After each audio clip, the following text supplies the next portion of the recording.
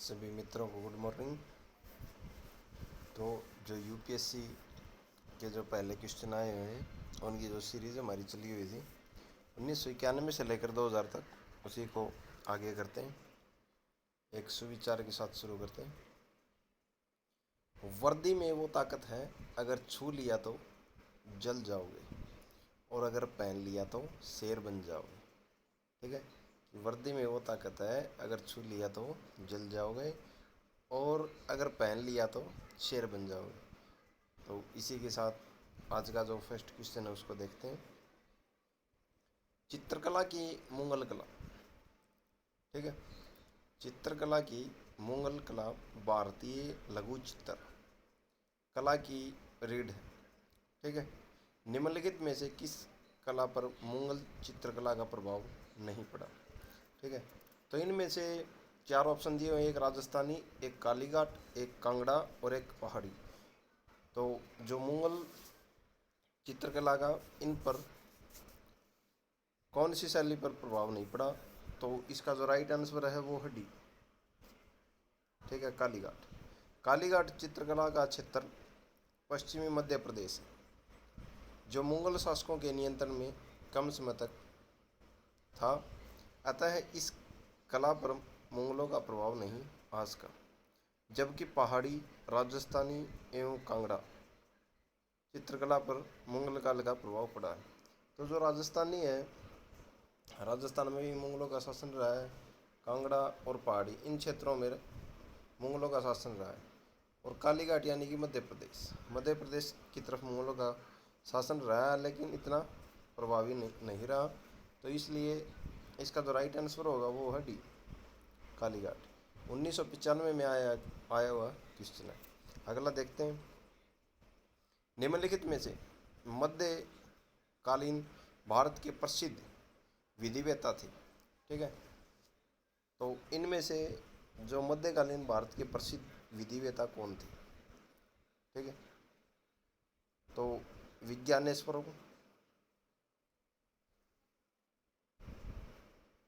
और हिमाद्री और राजशेखर, और फोर्थ जो आंसर है वो है जिमुत वाहन। तो इसका जो राइट आंसर है वो है सी। ठीक है, विज्ञानेश्वर, हिमाद्री एवं जिमुत वाहन मध्यकालीन भारत के प्रसिद्ध विधिवेता थे। ठीक है, और विज्ञानेश्वर ने यज्ञ उल्लेख जो समर्थी पर टीका मिताक्षरा, ठीक है, मिताक्षरा लिखी थी। और जो जिमुत वाहन है, इसकी जो टीका थी उसका नाम क्या था, दाय भाग। ठीक है, मिताक्षरा किसकी, विज्ञानेश्वर, और दाय भाग किसकी थी, जिमुत वाहन। और हिमाद्री जो थी, हिमाद्री ने कौन सी टीका लिखी थी, हिमाद्री ने लिखी थी, हिमाद्री ने मनुस्मृति पर टीका लिखी। ठीक है, और राजशेखर प्रतिहार शासक महेंद्रपाल प्रथम के दरबार में रहते थे। ठीक है, और इन्होंने एक नाटक लिखा।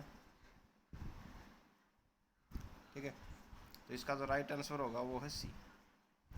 कौन कौन थे, एक तो जो विज्ञानेश्वर थे विधिवेता मध्यकाल के, और एक हिमाद्री, और एक जिमुत वाहन। अगला क्वेश्चन देखते हैं। निम्नलिखित में से किस स्मारक में वह गुंबज है जो संसार के विशालतम गुंबजों में से एक। तो शेरशाह सूरी का जो मकबरा है वो कहाँ पर है, सासाराम में। जामा मस्जिद कहाँ पर है, वो दिल्ली में। और गयासुद्दीन तुगलक का जो मकबरा है वो भी कहाँ पर है, दिल्ली में। और गोल गुंबज जो बीजापुर में है, ये इसका जो राइट आंसर है वो है डी। ठीक है, जो संसार के विशालतम गोल गुंबजों में से एक है वो बीजापुर का गोल गुंबज है। और ये क्वेश्चन 1995 में आया हुआ है। और यह बीजापुर के सुल्तान आदिल शाह का मकबरा। तो कोई पूछ ले कि गोल गुम्बज क्या है, तो ये जो बीजापुर के जो सुल्तान थे आदिल शाह, उनका मकबरा है। अगला क्वेश्चन देखते हैं।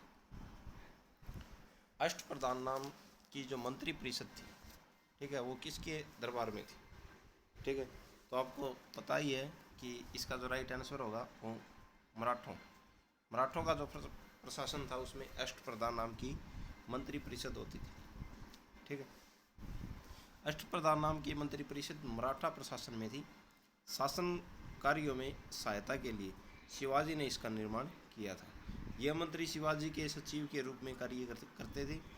इनकी भूमिका मात्र सलाहकारी थी। जो अष्ट मंत्री परिषद थी ये क्या काम करती थी? सलाहकार थी। ठीक है, अगला क्वेश्चन देखते हैं। अपभ्रंश शब्द का प्रयोग मध्यकालीन संस्कृत ग्रंथों में होता है। ठीक है, तो इसका जो राइट आंसर है वो होगा सी, कुछ आधुनिक भारतीय भाषाओं के आरंभिक रूपों को इंगित करने के लिए। ठीक है, यानी कि अपभ्रंश का जो प्रयोग है वो मध्यकालीन जो संस्कृत ग्रंथ थे उनमें होता है। लेकिन क्यों होता है? तो इसका जो राइट आंसर है सी, ऐसे होता है क्योंकि जो कुछ आधुनिक भारतीय भाषाओं के जो आरंभिक रूपों को इंगित करने के लिए होता है अपभ्रंश का प्रयोग। ठीक है, और आप यहाँ पर व्याख्या भी देख सकते हैं। मध्यकालीन संस्कृत ग्रंथों में अपभ्रंश शब्द का प्रयोग कुछ आधुनिक भारतीय भाषाओं के आरंभिक रूपों को इंगित करने के लिए होता था। ठीक है, सर्वप्रथम व्यास ने शब्द संस्कार से हीन शब्दों के लिए अपभ्रंश का नाम दिया था। ठीक है, अगला क्वेश्चन देखते हैं।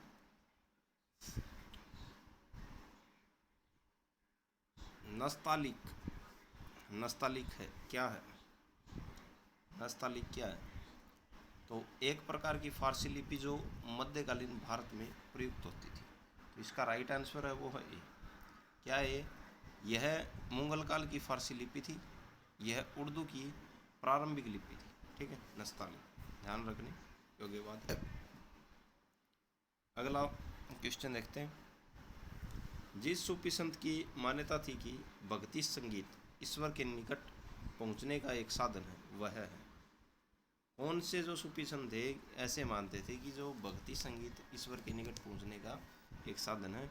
इनमें से कौन सा राइट है? तो इसकी में से जो मोइनुद्दीन जो चिश्ती थे, ख्वाजा मोइनुद्दीन चिश्ती, ये मानते थे। तो इसका जो राइट आंसर होगा वो है ए। 1996 में आया हुआ क्वेश्चन है। भारत के चिश्ती सिलसिला की स्थापना ख्वाजा मोइनुद्दीन चिश्ती, इनका जो कार्यकाल है वो 1236 यानी कि 1146 से लेकर 1236 तक। ठीक है, ये जो गुलाम वंश के थे, गुलाम वंश की तब नींव पड़ी थी, उनके समकालीन थे, ने की थी। इन्होंने अजमेर में खानका की स्थापना की। ये संगीत को महत्व देते थे। इनका मानना था कि संगीत ईश्वर के निकट पहुंचने का एक साधन। ठीक है, अगला जो क्वेश्चन है वो देखते हैं। मुगल चित्रकला किसके राज्यकाल में अपनी प्राकृष्ठा पर पहुंची? ठीक है, यानी कि मुगल जो चित्रकला थी वो अपने शिखर पर थी। इनमें से किसका शासन था? तो जागीर के जो काल था उसके अंदर ये अपने चरम शिखर के ऊपर थी। ठीक है, और जागीर ने समय चित्रकला में रुचि ली एवं कई चित्रकारों को शरण दी। ठीक है, अगला क्वेश्चन देखते हैं। मध्यकालीन भारत में मनसबदारी प्रथा खासतौर पर इसलिए चालू की गई थी ताकि, तो मनसबदारी सबसे की बात जब भी आती है तो ये किससे संबंधित है? तो इसका जो राइट आंसर है वो है साफ सुथरा प्रशासन लागू हो सके। ठीक है, डी। तो मनसबदारी प्रथा है 1575 ईस्वी में अस्तित्व में आई। मनसब शब्द का जो अरबी भाषा में अर्थ है पद होता है। अकबर द्वारा आरंभ की गई इस व्यवस्था में दिए गए पद को मनसब तथा प्राप्त करने वाले को मनसबदार कहा जाता था। इसका जो राइट आंसर है वो हड्डी। तो आशा है आपको वीडियो अच्छी लगी होगी। सब्सक्राइब करें, लाइक करें और शेयर करें। धन्यवाद।